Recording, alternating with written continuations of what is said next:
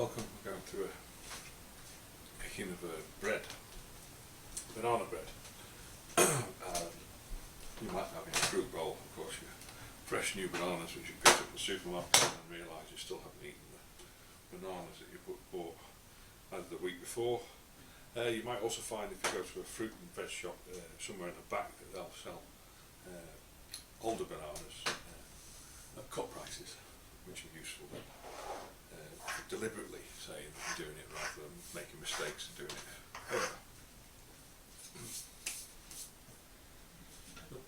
Here's a judge. Just here to show.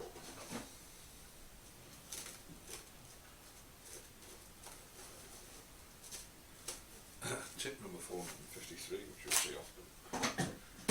If we're measuring ingredients, we've got a scale, and you can buy various levels of scale from, I think this was $2 in a charity shop. It's been cracked for about 90% of its life. Rather than wash it each time, and especially if I'm doing quite a bit of cooking, I'll be doing some other stuff maybe later. It's good to line it with cling film, and you don't have to wash it afterwards. Of course, you set your 0 point with your thing on. First of all, now I'm doubling up a recipe here, so I'm making two half-size loaves, probably a bit smaller than that. And I'm going to use my bread makers to make them. You can use this for the oven recipes too, by just putting it into a bigger tin. Make a single one in a larger tin, something probably about that size. I'll be taking you through lining them again. I don't like the washing up. I tend to find that the edges, the outer crust of the cake is nice in a greaseproof paper. That's available for a few dollars. And it's once you start getting used to its properties and its uses, you don't tend to look back, or certainly I didn't. Save you scrubbing pans clean and stuff, and as I said, it actually gives a nicer crust in my experience on cakes and breads. Okay, so first things first is flour. Original recipe was just white flour. I'm going to use a little bit of brown flour too, so I've got 420 grams to 520 grams to measure out. So what I'll do is I'll do 400. This measures about 200 grams white flour.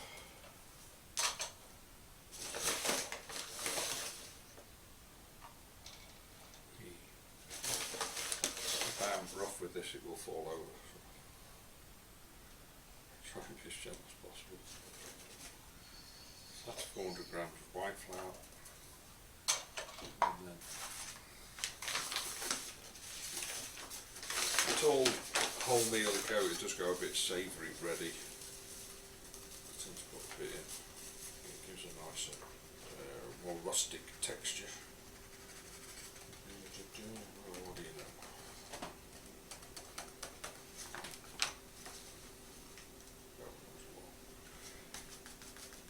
That's around 120, 130.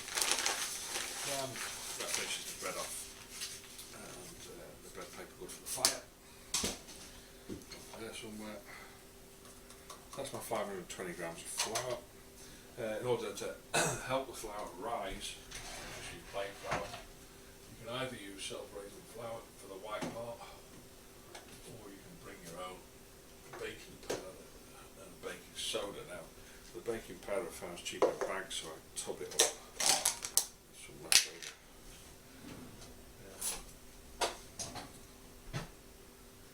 And a teaspoon, so I get an ordinary teaspoon. If you might have larger ones, do be careful of those. It should be about 10 millimeters, and then flattened off as a teaspoon. In this case, 2 of baking powder.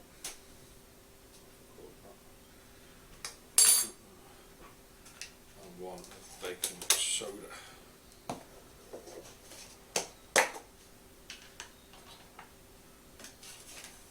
pretty generous with this. I've had this quite a while and I wonder if it's still as effective. I tend to put a little bit more in.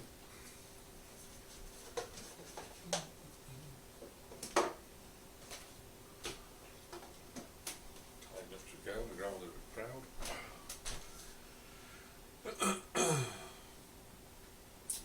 150 still, doubling out, it's 300 grams of caster sugar.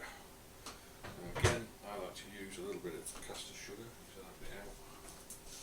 And you see I'm buying the bags, keeping cheap, and then recycling the tubs quite a lot in the house.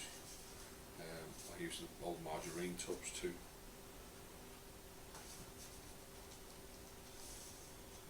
I've got a shade under 200 grams of caster sugar, so I'll pair up with brown sugar, soft brown sugar as well, a bit more rustic, a bit better for us,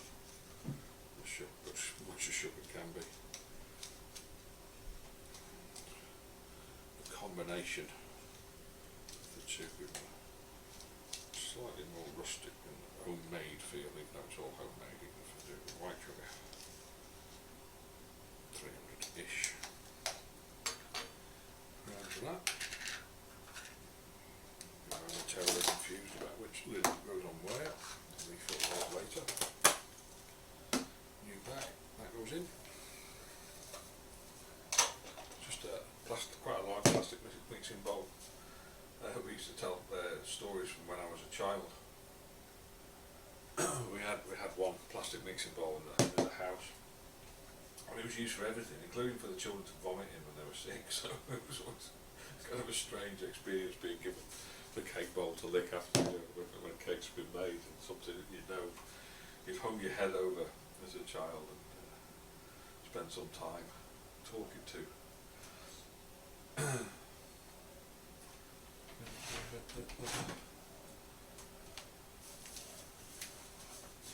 4 eggs and 6 tablespoons of vegetable oil. Now, there's a lot said about oils. My personal recommendation is you try and use the pressed ones. Again, my grandmother, who lived till 93, 94. My grandfather, who lived to 96, had nothing. My grandmother would swear by margarine, so I'll cook a bit of both. So it's 6 spoonfuls, that's probably the equivalent of around 3. So I'm using a soup spoon, and I'm also going to use sunflower oil, making it well in the middle. Another 3 of those.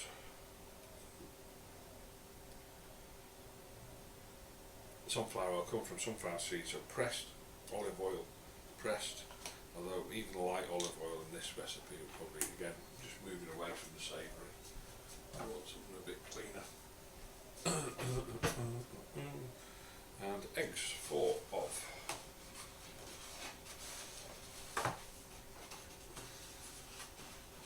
These are quite large, 7s.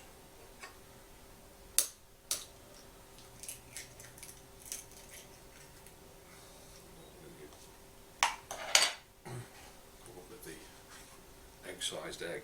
I tend to find this is the one that fills my memory. Now, if you've got a $1,000 spare or whatever, you can buy yourself a nice mixer, chemical mixer, or a food mixer, not a processor, and put it in there with a nice mixing head on, and leave it for a few minutes so it's a smooth batter. But hey, I'm just one of those people who would rather spend $1,000 on something else and go through the motions where it involves. I'm going to add, not the original recipe, but I'm going to add just a few drops of vanilla essence, remembering always never pour it directly. The moment you pour this directly, you put about a gallon in, it tastes like. You can taste of the vanilla behind your eyes. Relatively slowly first of all. Will the bicarbonate mix to you? Should you sift the flour? You can, I suppose.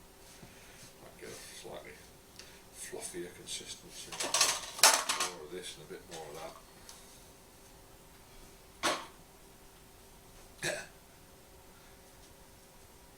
At some point somebody was going to tell me about that deliberate mistake. These should be mashed first in the bowl. Mash them in another bowl.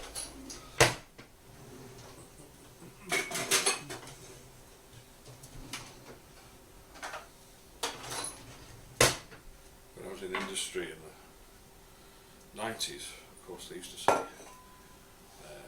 do you consider yourself to be reactive or proactive?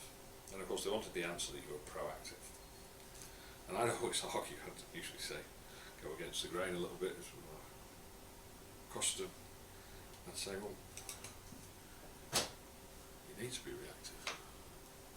What if things don't go according to plan? You make all those plans, you get all that preparation done. And it doesn't mean that you don't make all those plans and make all that preparation. It doesn't mean that the best isn't to be. The best thing is to be. It could be a bit more blacker than this actually, quite a lot more blacker, almost totally black. What you've got to try and avoid is any mould. So if any part of it you see a little white mould come up on the outside, and cut that away. Still use the rest of the banana, right? You've got a bruise there really, just making it slimy. And potato masher, one of these, with its weight in steel and wood and plastic. So I'd usually do this first in there and then pour all the flour on top. In that, not everything goes according to plan. You can't react. Overcome, you can actually be shown as being better. Certainly in industry and business, you want to win the confidence of your clients and your customers. Having a good reactive streak, something that lacks in a lot of business today, a lot of service industries in particular, is that thing that really sets you apart from your competitors. Produce what you really want in people, clients and customers, confidence in your ability, whatever given situation, which is what they want from a business. They want people they can trust, they want people they can work with, they want people to be honest and real and open and not cheat. I went to work for another company and we had a client who was pointing to the material we were delivering and saying this is definitely something wrong with it. And I was a young buck and straight out of college with my degree in material science. I knew what was going on with the materials. I could see that though they were doing some pretty terrible science, at the heart of the problem was the fact that they were absolutely right. There was a problem with the material. And my leadership was really based in France for this particular problem. No problem, not a problem. I went over there, nice travel, European travel, jetted over there, go into the factories, go into the research development department, go on things, we look, and I meet up with a student who's a student in material science, and she's just doing her spending time with the company. I think her parents or her father works for the company. And she's spending some time in the R&D department just doing some lab work, and we assign together. Of course we look at this problem, we see there's a problem, we see that the bad science being done, so let's do some proper good science and have a see what's going on. Which we do, and we find a problem. We then send it off to our German R&D department. It's got all the big boys' toys, and they put it under the electron microscope, and then they say there's definitely a problem. And vilified in terms of going, I know there's fast diffusion pathways, through this material, the material's failing, and it was for eye care, soft contact lenses, disposables, a little foil lid you peel back. If you've got a problem with that, of course you can contaminate the lenses, possibly, and then that lens is put in somebody's eye, you can contaminate somebody's eye, so it's not something to be toyed or trifled with. The message comes from head office when we go back into the meeting. Nope, you tell them that there's no problem with the material. Weird. We have to explain and point out, go through the process, you're doing bad science. The material, tons of it, is mainly okay.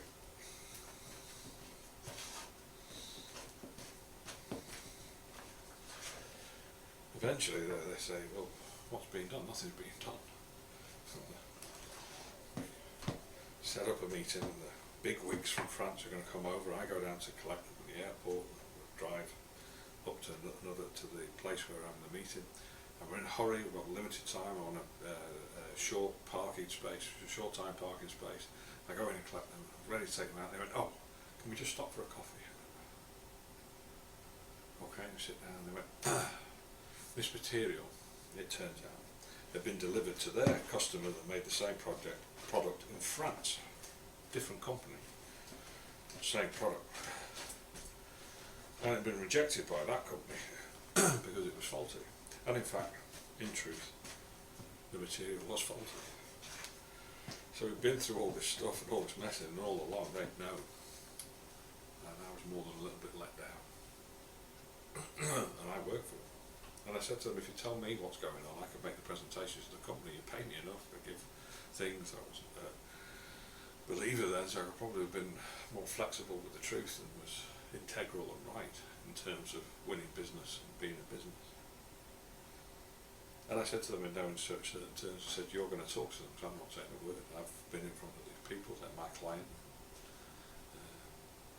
As far as I'm aware, I've been telling them the truth all along, which they did.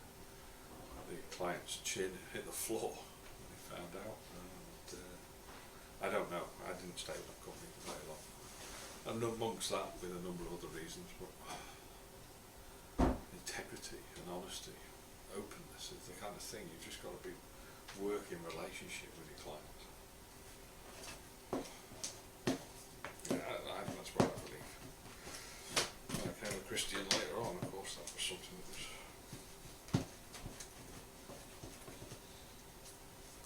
pointed out as being the right thing. It's mixed. Should be fairly stiff, slightly lumpy. You can't get those lumps out because that would mainly be the banana. You'd look in for any pockets of dry flour that isn't mixed. You're not going to add any air, that's going to be a chemical process. If you've run your thing. And I have a cup of mixed bits, and this is bits and pieces. I've got chopped apricots, dates, crumbled walnut pieces, cranberries, sultanas, pistachio. No, not pistachios. I've used pistachios in the past. Pecans. That seems to be fairly cheap at the moment. Incredibly difficult to shell, unless you get the technique, which is to get two pecan nuts and use the shell to crush another. And that actually works with most shelled nuts. If you put two of them together and crush them, the material goes to the other. So that cupful goes in. And I usually save, you might notice, one of the bananas, this is the squishiest banana, and I'll chop that up fairly roughly. Last of all, I don't want that to mash up. I want that to be as little pieces, even though it's fairly mashed up.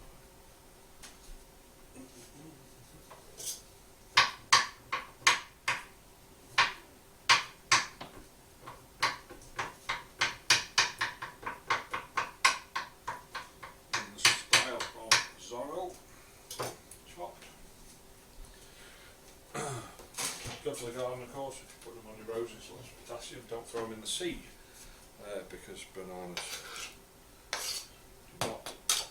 skins do not rot in the sea because of the potassium. I'll actually put some of those in the garden, and then mix those rough pieces in too. extensively. Okay, that is now ready to transfer. Now, transferring it into tins. Moving stuff around can be a bit hard because it's a bit floppy. My advice is to use smaller spoons and take a bit more time with it. If I try and get this into the bread mix, I'm going to end up with pieces slopping over the edges, so I'll use the soup spoon that I had, the small spoon, the dessert spoon, and go with one at a time. That trick with the baking paper, and I've got two of these, but I'll just do it with just one.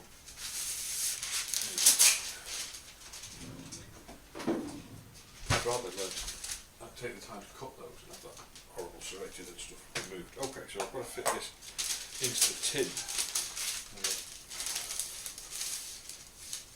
Nothing up this, even not that good. Here's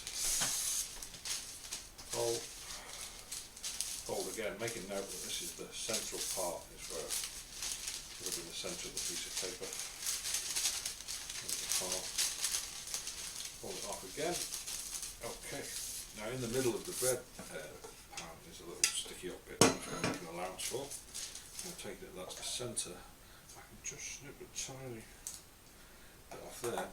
And now I'm going to measure to 1/4 of the can, so that will be in the middle, that corner. And then I'm going to put my finger and thumb on this hand onto the corner of the tin. So that gives me an idea of where the corner of the tin is. I've pressed that base down, keep that there. And then I'm going to cut in diagonally towards that from both sides. The reasons for which should become clear. So I'm not so I have to pull the bits out. It's all quite tough, this paper. So it should get that, and then when I open it out, I get my 6 ounce cross. And I'm going to turn it around the opposite way. Now, because the bits overlap, when this builds up, they should overlap each other to give us a contiguous. So I'll push it in, locating that hole over the middle, and then it's got quite a nice deadfold baking paper, so it presses down. One of the properties of packaging material, sweet wrappers, is their deadfold, their ability to twist, degree of twist, so you can twist the ends. So that's now lined, and I'm going to do, it's about 12 spoonfuls, I don't know the exact amount. One of these, so I can.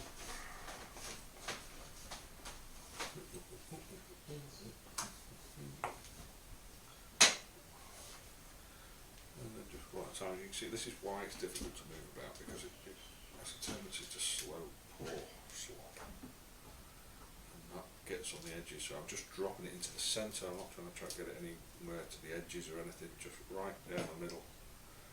And that size is about the right size to do this without touching. As soon as it touches the edges, the paper will collapse in. If it does that, get a tiny bit of the mixture and just touch it to the edge of the paper, and then touch that to the edge of the wall, and it should stick a bit like glue tack.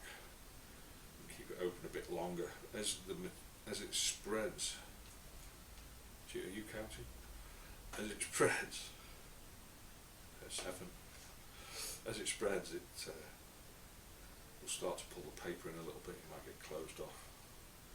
So go reasonably quick without looping too much.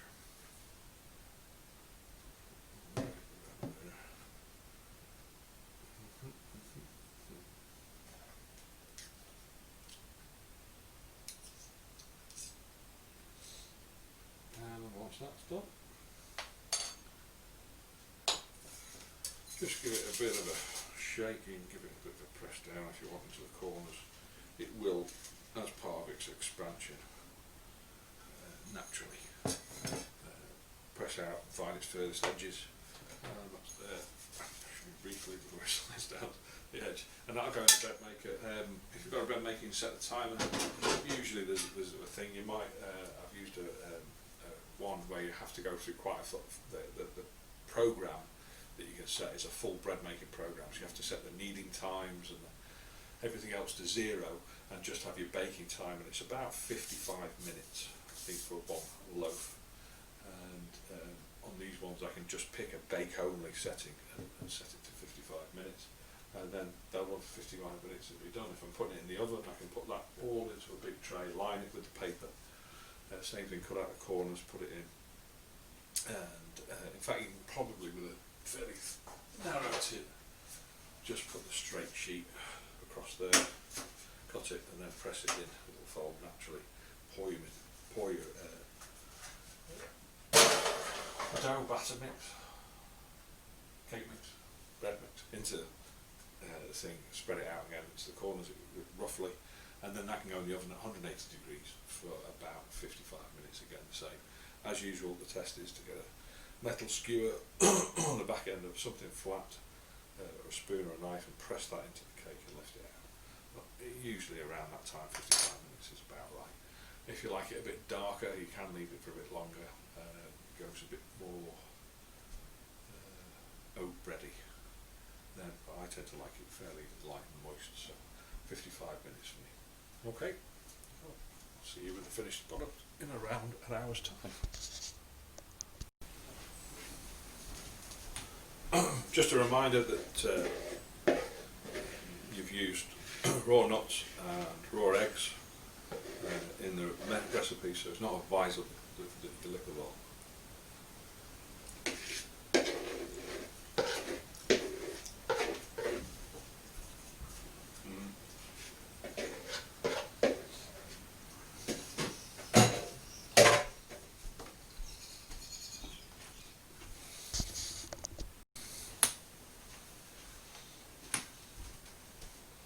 And around about 55 minutes later, a little bit of license to leave it in the pot, bring it out.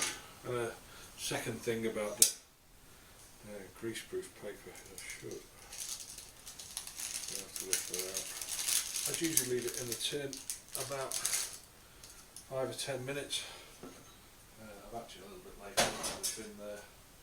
And then if an improvised grill, if you have a proper trivet, it's useful just to let that dry out and let some of the moisture, unneeded moisture, escape. Butter anybody? And there you have it. Right. Enjoy.